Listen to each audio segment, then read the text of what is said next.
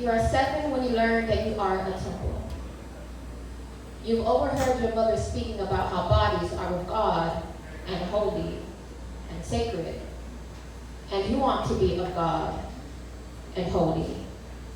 And you don't know what sacred means, but you want to be that too. You are 8 when you learn that being a temple means sometimes housing the broken bones and broken souls of equally broken men your mother loved, bringing them around you.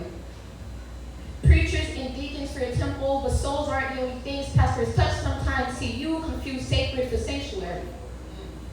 Thought that you could make yourself into something the Spirit of God could one day dwell in, because not once during all of those Sunday services did your mom ever mention that devils frequent churches too, but you learned. The same way you'll learn that some righteous men only become so after years of unloading their sins into little girls like you,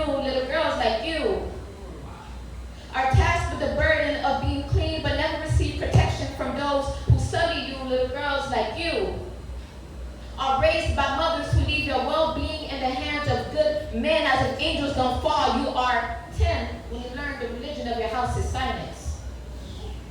When you try to tell your mom what's been going on and she cuts you off, and she cuts you, and she cuts and cuts like Abraham and Isaac, and you decide that the circumcision of your voice must be holy so you don't cry out at the mutilation.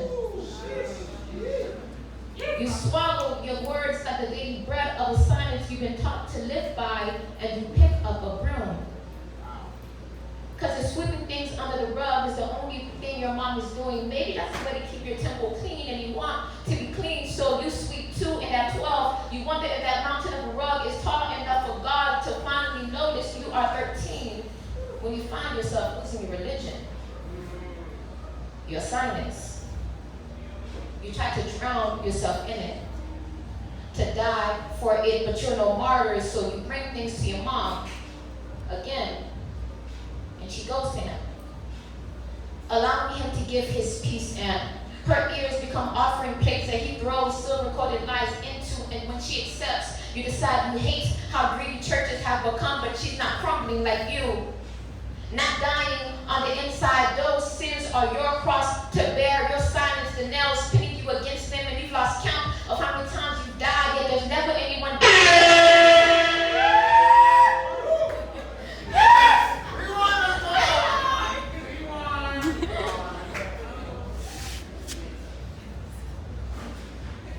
And when she accepts, you decide you hate how greedy churches have become, but she's not crumbling like you. Not dying on the inside, those sins are your cross to bear, your silence, the nails pinning you against them, and you lost count of how many times you've died, yet there's never anyone there to bear witness to your resurrection, so you hang there. As both the broken temple and its broken God, you are 15 when you decide maybe it's your fault. Maybe you weren't the right temple. Didn't make the right sacrifices. Maybe you were king when you needed to be able. Maybe you were unclean. Maybe inside of you was a golden calf that caused men to fall. How could you call yourself a house of God when the devil visited you so frequently?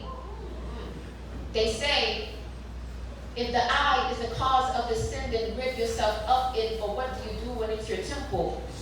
When it's your body, when your skin reminds you of every sacrilegious act that's been performed there, when your eyes are stained glass that hides what's really going on in your church, when your smile is the choir drowning out the gospel of your voice, when your vagina has spent years being a confessional box for the unmentionables of men. Things they're too afraid to tell God themselves, so they dump them onto you. Forgive me, Father, for I have sinned. Forgive me, Father, for I have sinned. How do you forgive fathers and brothers and uncles who sin against you? Against you is the gospel of silence you've been taught to live by. But what do you do when you find yourself losing your religion? Speak easy. But you've forgotten how to scream. And your hands are too busy holding your crumbling walls together so you can't bring them up to praise, or beg, or both, or none. At 18, you decide that you are neither of God nor holy. And through the context clues of your experiences, you've learned that sacred means secret, and you can no longer be that either.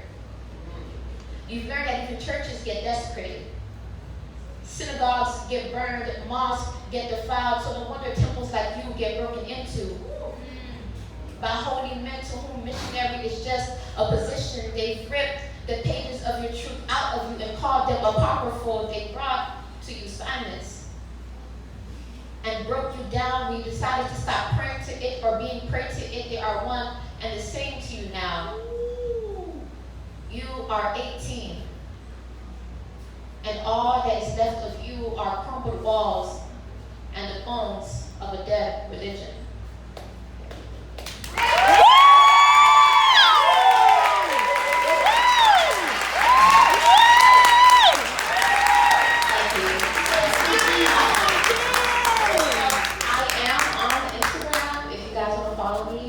It's at writers, writers.soul, S-O-L-E. So, thank you guys. Writers, WRITERS.soul, S-O-L-E.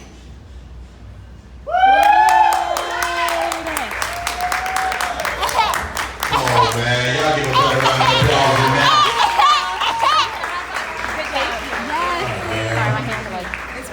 Look at this one. Look at.